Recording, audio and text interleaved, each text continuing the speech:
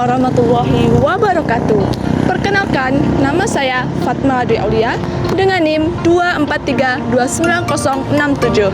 Di sini saya akan menjelaskan mengenai minat dan bakat mengenai motivasi belajar. Sebelum kita menjelaskan mengenai motivasi belajar, silahkan tonton video berikut ini.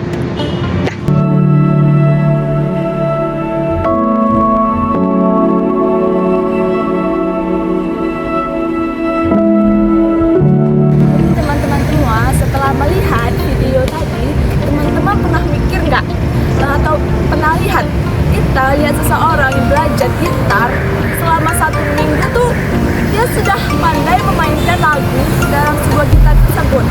Nah, itu dia bakat, teman-teman. Bakat itu bukan berarti kita jago langsung sejak lahir ya. Bakat itu adalah kemampuan seseorang yang mempunyai kemampuan kelebihan dari sesuatu itu yang dilatih dengan benar. Nah, jadi bakat itu harus dilatih. Kalau misalnya tidak latih, itu bukan jadi bakat. Nah, teman-teman semua, setelah kita tahu apa itu bakat, ada juga nih jenis-jenis bakat. Yang pertama yaitu ada bakat pengetahuan.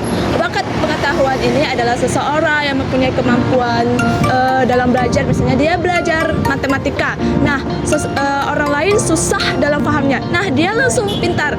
Nah, kedua ada bakat seni. Bakat seni ini contohnya seperti menyanyi, menari, dan lain-lain. Dan yang ketiga ada bakat olahraga.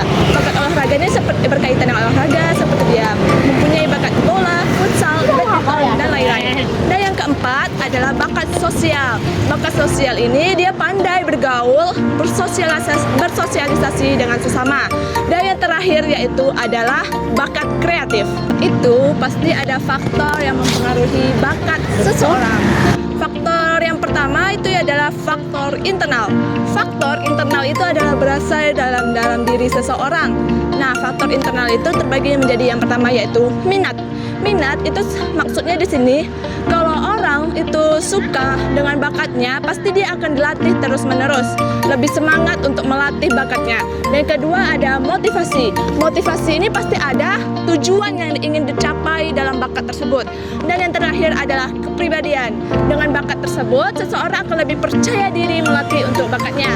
Dan yang kedua adalah faktor eksternal. Faktor eksternal itu yaitu faktor yang berasal dari luar. Contohnya yaitu seperti dukungan dari orang tua, lingkungan sekolah, teman-teman, dan fasilitas yang mendukung.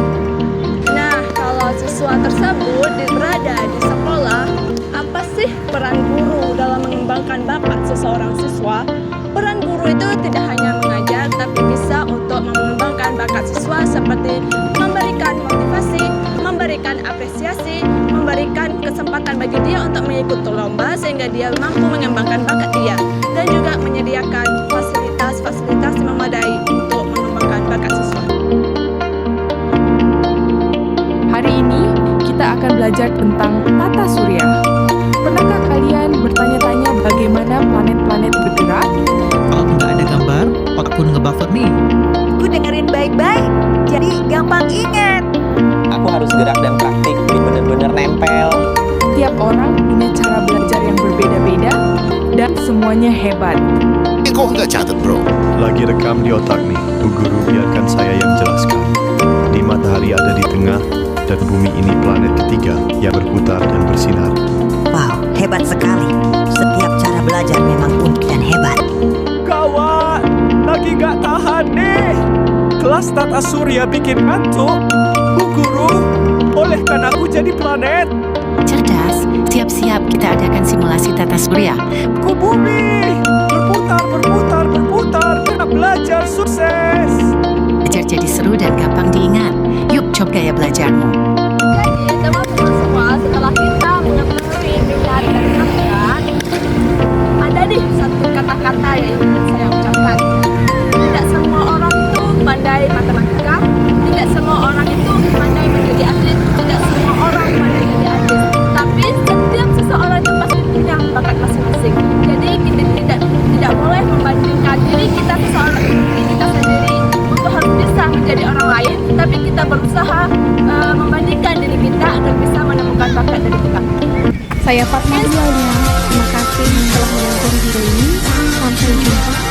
Terima kasih telah menonton video ini dan